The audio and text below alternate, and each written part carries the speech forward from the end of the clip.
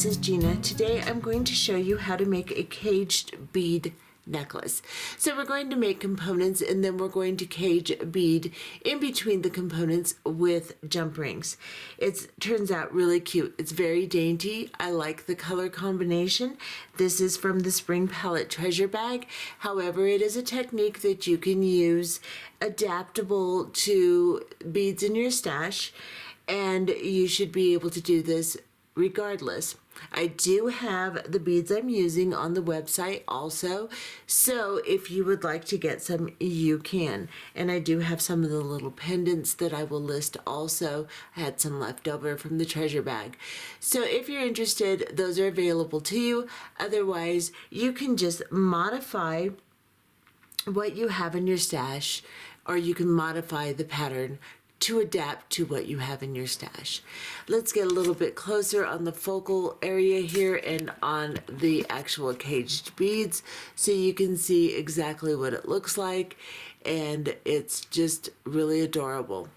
And then on the back here, I've made my own chain with jump rings so that all of my gold matches very nicely together, and it turned out really well just using double and single jump rings together. And when you stretch it out, it looks really nice. It wears well, it looks really good on the neck, and I think that you'll enjoy making this. So let's go ahead and look and see what it takes to make this necklace and get started. Okay, for this project today, we are going to be using some of the beads that are in the newest treasure bag, which is called Spring Palette. However, this is a technique that you can use with many other beads, so you can find something in your stash that will work. I also have these beads on my website if you are able to get some of them. They are available to you. You want to choose beads according to the size of jump ring that you choose. So we're going to discuss that, so you may want to listen to this section instead of jumping ahead to see how to do this. It's pretty important. So what I have here is I have the 5x5x5 Pentagon faceted crystals that are on my website. Now the opaques tend to be 5x5x5 and the translucents tend to be closer to 6 millimeter. So I tried both of them and they will both work. So you're safe if you choose one or the other. They're all listed as 5 millimeter, but I have noticed in working with them that the translucents are closer to 6. So you can substitute this bead with something else, but that will all depend upon the size of your jump ring. So what we're going to be using to encase these little beads in are 8 millimeter jump rings. This I bought at Hobby Lobby, excuse me. I bought it at Michael's today, just so that I could go in and actually look at the thickness of the jump ring and the diameter. Now this is an 8 millimeter and it's about an 18 gauge wire. This is important because the thickness of the wire is going to determine the inner diameter and the space you have to put your bead inside and cage it. So that is important. If you choose something different than what I'm using, you're just going to have to play with the jump rings you have and the bead that you choose and make sure that they will work. Make a unit or two and see if it'll work. And you'll just have to adjust the size of your bead and the size of your jump ring until you get it to fit. So I'm using 8 millimeter, and you want a nice size package of them. This has 144 pieces in it for this project. I have also chosen a 7 millimeter just to make the back of my necklace a little bit smaller than the jump rings that I'm using to cage the beads. So I've got some 7 millimeter and I've got some 8 millimeter, and they are both 18 gauge. Then I picked up some head pins also. These are a long head pin so that I can actually make an eye pin and then a loop on the other side out of these, simply because I want to make the eye pin side a little bit bigger than a traditional eye pin comes. So I'm going to use head pins because they're stiff and they will hold up well for the task that I want them to do in this particular project. So you're going to need about 10 long eye pins, and this is a couple inches. So that's what you will need, and not eye pins, head pins. And then I picked up a clasp because the clasps in this bag are really big. You can use them if you would like, of course, but I got a smaller one, and I also matched the color of my metal that I'm using. So a toggle clasp.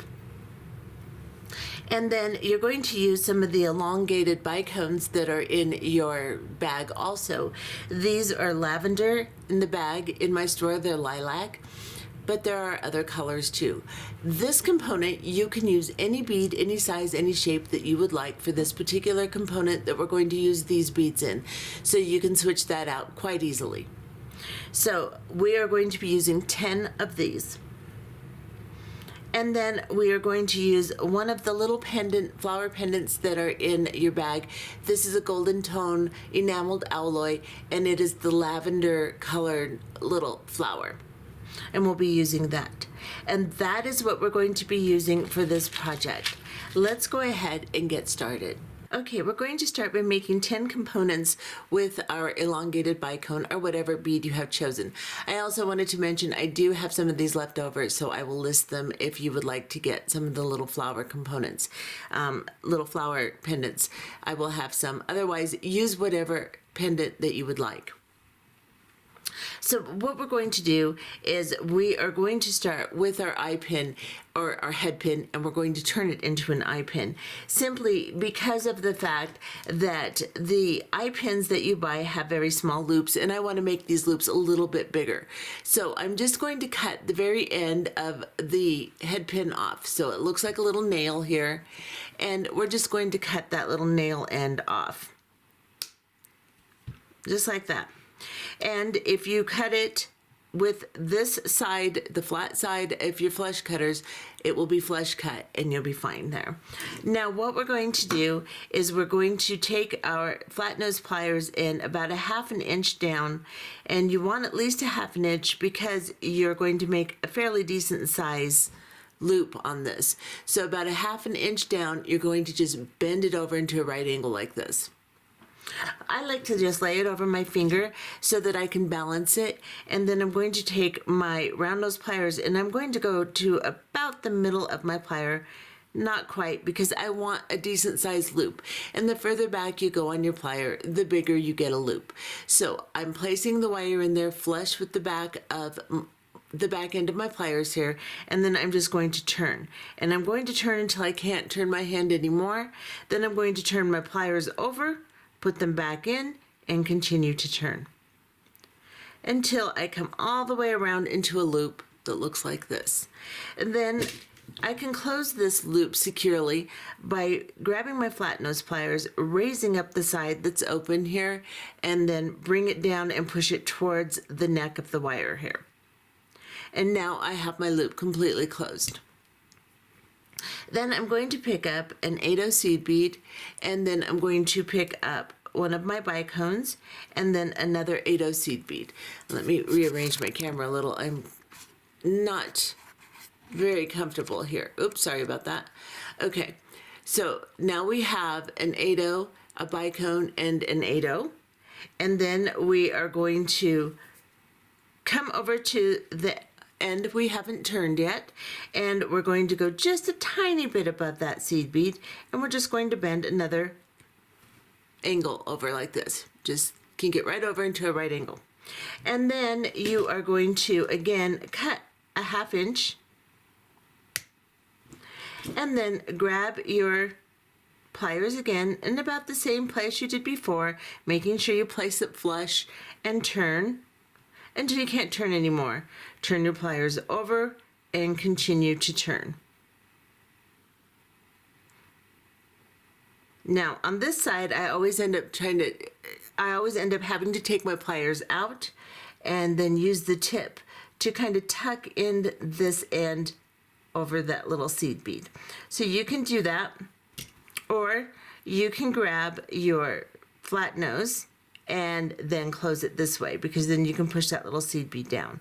This end is a little bit more difficult simply because of the fact that that seed bead's kind of in the way.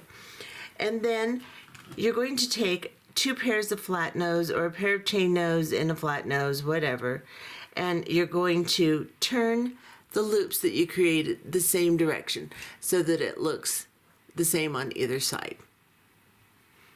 The angles of your loops are nice. Just like that. You're going to make 10 of these and then we'll be back. Okay, so as you can see, I have made my 10 components, and now I'm going to pull 2 aside, or 2 up front here, and put the rest aside. And we are going to grab a jump ring, and we're going to open one of these jump rings. This is the 8mm jump rings, and we're going to hold on to it with our plier on one side. The opening is here in the middle, and then I'm going to place a plier on the other side, covering as much surface of the jump ring I can, and just twist it open like this. I'm going to grab both of the components and drop it on this jump ring, and then I am going to close it. This is going to be the centermost component of our necklace that we will build our focal from right here. Now, what we're going to do is we're going to grab some jump rings and we're just going to open them and set them aside so that we have a nice pile of jump rings ready. So again, place your plier on half of the jump ring here, covering as much surface as you can, and then place your plier on the other half of the opening and twist it open. Make a nice little pile of these, probably about 20, and we'll be back. So now you have a little pile of jump rings ready to use as we work the sides of our necklace here. As I told you, this is the centermost component, so we're going to work from either side with the components we put on this one jump ring. Now the first thing you're going to do is you're going to pick up another one of your components, find where it opens, and just lift it open like this, and then set it aside within reach. Then we are going to start with one of the components here, and we're going to put 2 jump rings on that component. So just slide through the loop and close your jump ring by putting your pliers on either side just like we opened it, and just twist it back closed instead of opening it. Shimmy it a little bit. That will work, harden the wire a little bit and make it strong, and then make sure that it's flushly closed. Then grab another one of your jump rings and slide it through the loop again. So make sure you do not cross the jump ring that's already in there. You're placing it next to it on the component loop. Then you're going to close it. Now you have 2 jump rings on your component. We're going to put 2 jump rings in those 2 jump rings. So just grab another one, put it through both of those jump rings, and then close it.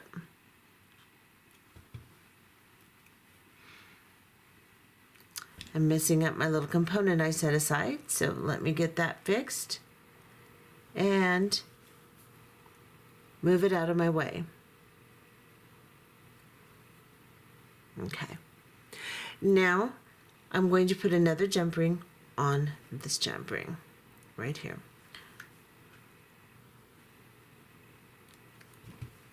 So now I have 4 jump rings hooked together on my component here, just like this.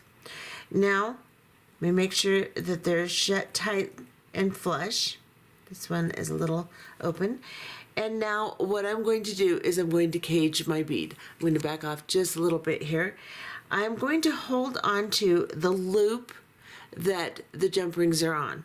So I'm just going to hold on to it, and then I'm going to drop the 2 jump rings that are attached to the first 2, and I'm going to split them apart on either side, just like this. So you just split them apart, and then you're going to split the middle ones apart, like this. Then I'm going to pick up one of my beads, and I'm just going to place it in that jump ring, and then I'm going to pull the middle ones closed over that bead.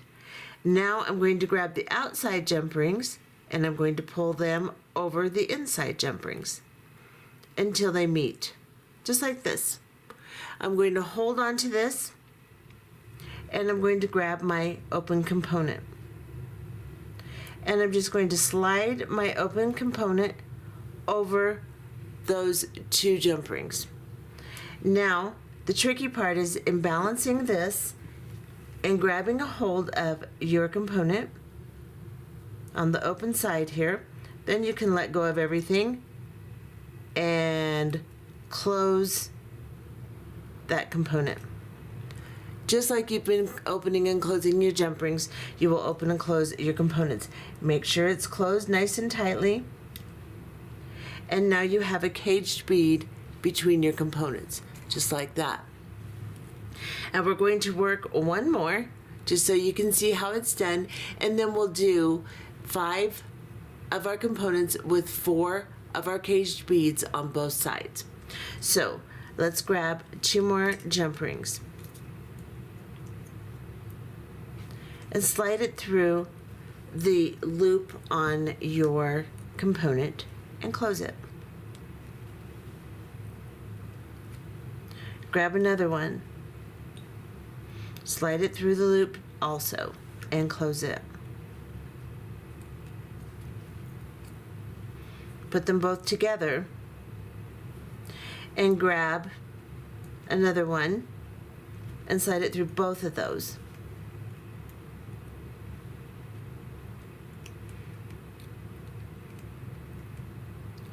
Now it's important that these close nicely. If you get one that doesn't close nicely, toss it aside and use another one.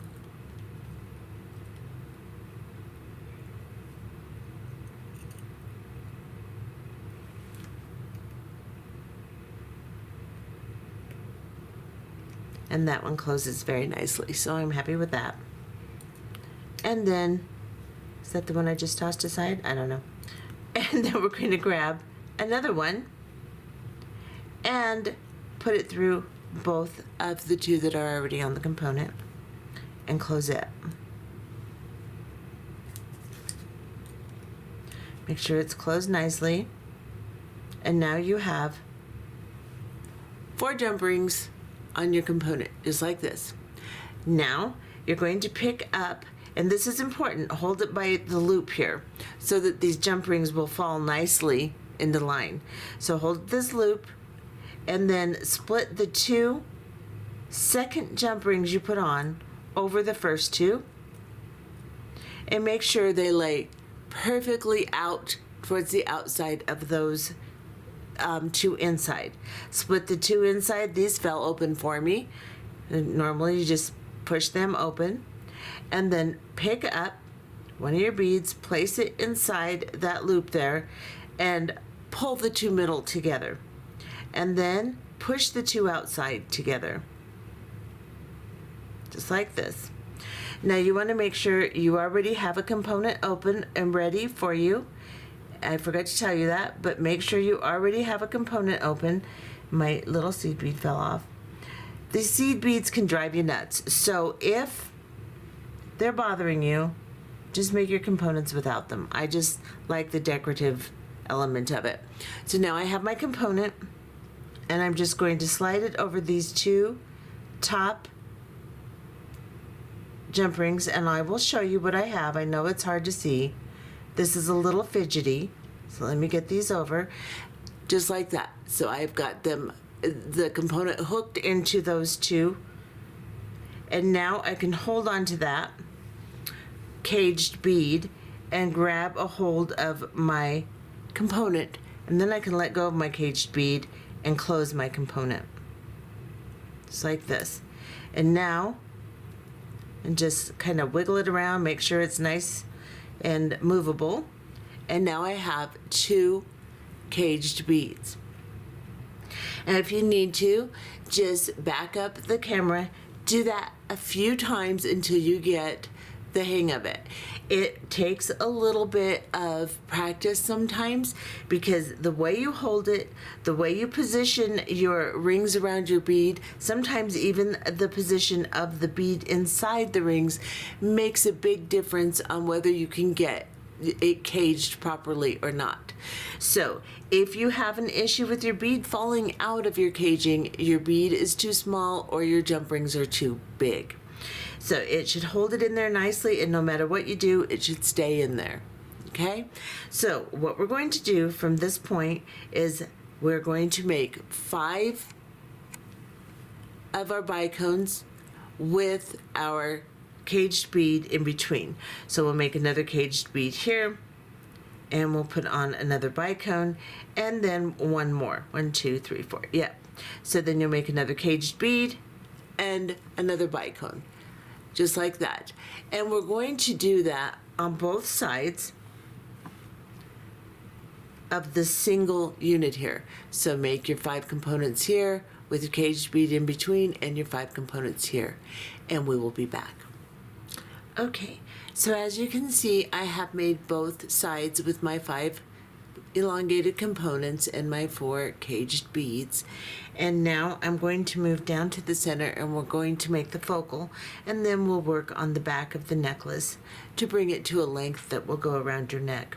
So one thing I forgot to tell you is you will need 1 4mm round jump ring.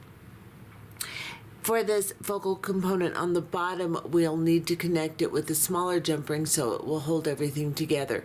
If we use another big one, it's not going to hold it together very well. So I have a 4mm round. I have opened it, and this one is about a 20 gauge. It's a little bit thinner than the other ones I've been using. I'm going to put it aside, and then I am going to go down to this center center jump ring here. I'm just going to hold it, put the 2 components together like this, and then I can begin to work my jump rings through. So I'm going to make another caged bead. So I'm going to, through this single bead, I'm going to put 2 jump rings on, and then I'll connect 2 jump rings to them. So I have 1, and then I'm going to grab another one and put it through the single bead or single jump ring, just like that. Now I have 2 on there, and then I'm going to pick up another one, and I'm going to put it through the 2 that I just put on and close it. And then again, 1 more through those 2 first jump rings.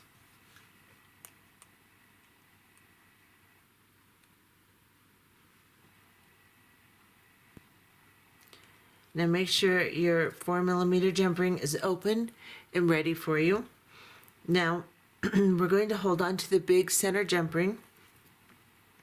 And you always want to hold on to the loop that's holding the beads together so that they'll fall, or the jump rings together, so that they'll fall nice for you. If they don't fall real wide open, then you're going to have issues. So you want your 2 outer beads to fall, or your 2 outer jump rings. I don't know why those are beads to me tonight, but you know.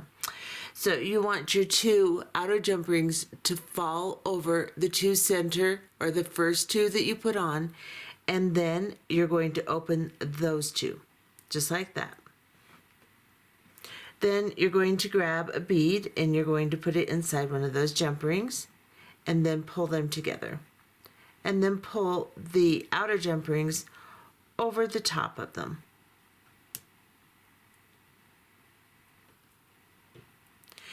And sometimes I have found that some of these beads are bigger than others. So if you're having an issue, take your bead out and grab another one. So I'm going to lay these out nice and neat again, and I'm going to grab another little bead and put it in there and see how that works. I'm going to set it right inside here and pull the 2 over, and now you can see it's drawing together just fine. Sometimes it's the way they're laying inside there, and sometimes it is just that the bead is just a little bit bigger than the others. And now I'm going to take my 4mm jump ring, and I'm going to put it through these 2 jump rings over the top of that bead, just like this. Now I'm holding on to this jump ring. I'm going to get you even closer. I'm holding on to this jump ring.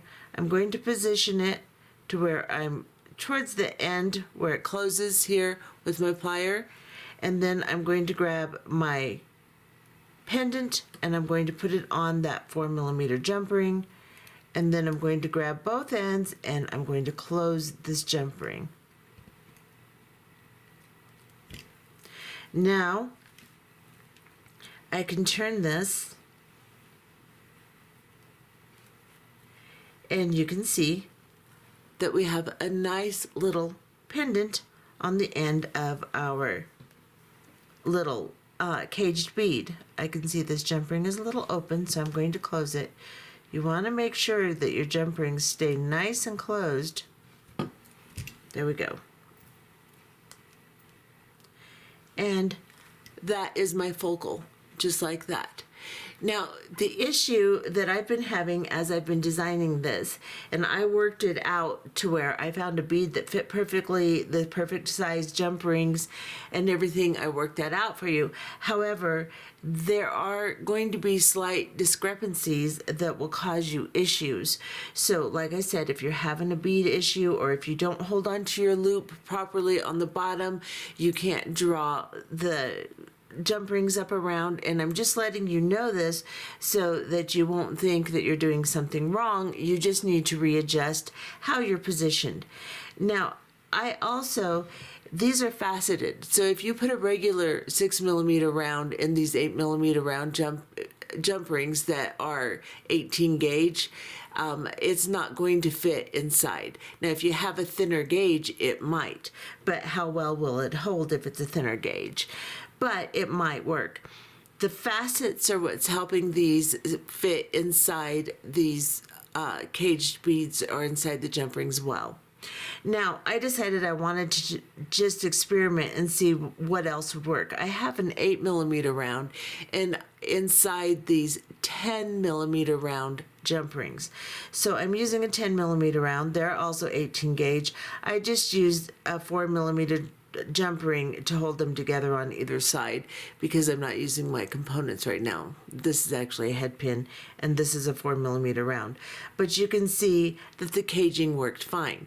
So what you might want to do is get out a bead, get out your jump rings, use a head pin or use some 4mm jump rings and make a component first to see if it's going to draw up around your beads nicely.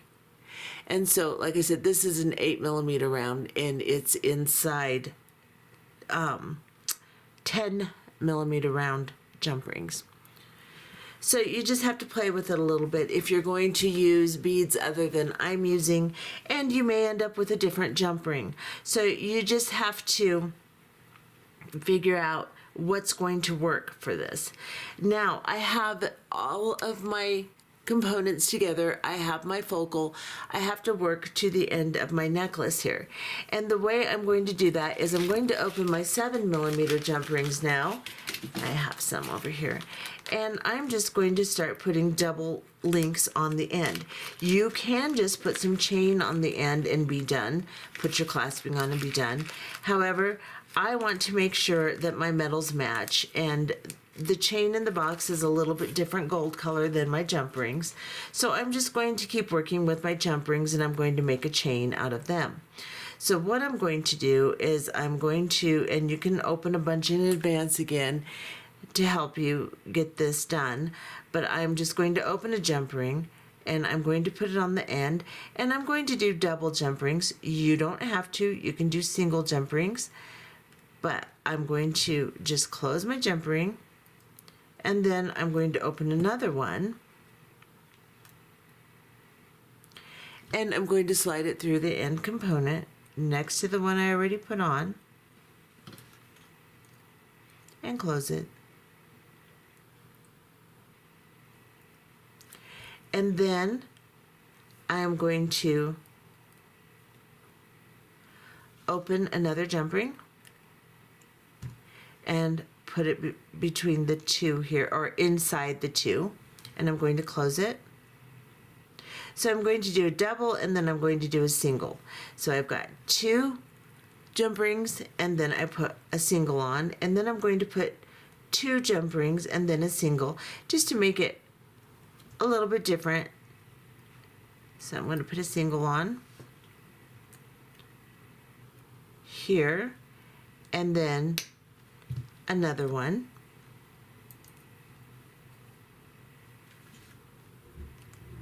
And I'm just going to build my chain this way. So I'm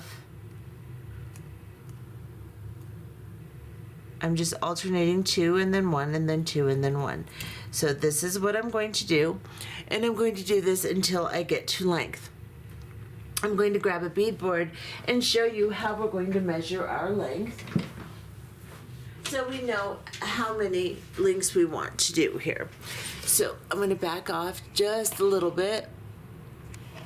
Okay, so we're going to grab the beadboard, and we're going to, little my messy desk here, we're going to center our focal on the 0, and then we are going to spread it out in the very last divot on the beadboard here, or you can measure from the center over. You want to go at least to the 9 for an 18-inch necklace. So I'll keep making my links until I get to the 9, and if you want to make a 20-inch, you'll keep making them until you go to the 10.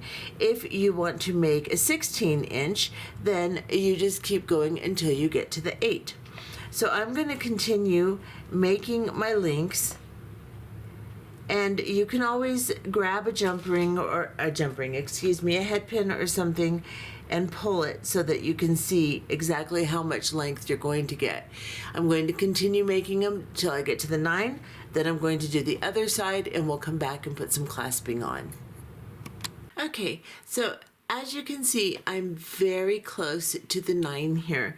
And by the time I put on my clasping, the center of my loop is going to be in the middle of the 9. So it'll be basically an 18-inch necklace.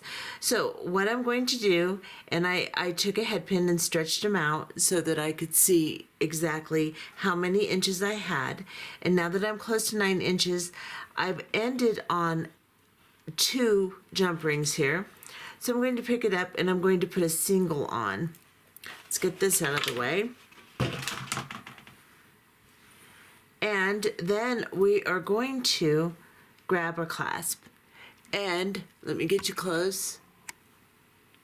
You can see my messy desk anymore.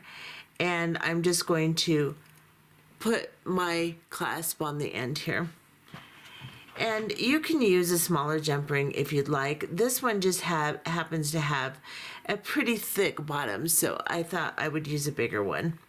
And then I'm going to close my jump ring. And now this side of my necklace is finished, and it makes a nice, pretty finish. So I'm going to go ahead and count how many sets I have, and then I will do exactly the same thing that I did on this side on the other side, and we'll come back and look at the finished product. Okay, so here's the finished product. It turned out really cute.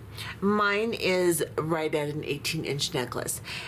If you do not have a beadboard to measure it on like I showed you, then just measure 1/2 the necklace from the center point to your end point on a ruler. And you know, if you have 9 inches, you're going to get an 18-inch necklace. If you have 8 inches, you're going to get a 16-inch necklace. And if you have 10 inches, you're going to get a 20-inch necklace. 16 is small, 18 is medium, and 20 is large. So you will know what you will need to do for your end, because I did not give you exact units like I made on mine. So you may be using different beads or different size jump rings, so I felt as long as you know how to do the end, that's what's important, you can go to the length you would like. I did end up having to put 4mm jump rings on the very end, simply because my toggle clasp was not functioning properly. The jump rings were too wide for it to pull through the circle portion of the toggle, so I had to put a 4mm at the end. However, this is what it looks like. I'm going to get you close so you can see the final result and see how pretty it is. The mint and the purple lavender go really nice together. I wasn't sure about that at first, but I've put a bunch of these beads together, and the pastels, it seems like no matter what color I use, together they're working out really nice. So this is the finished little piece, and I hope you enjoyed this tutorial, and I'll see you in the next one.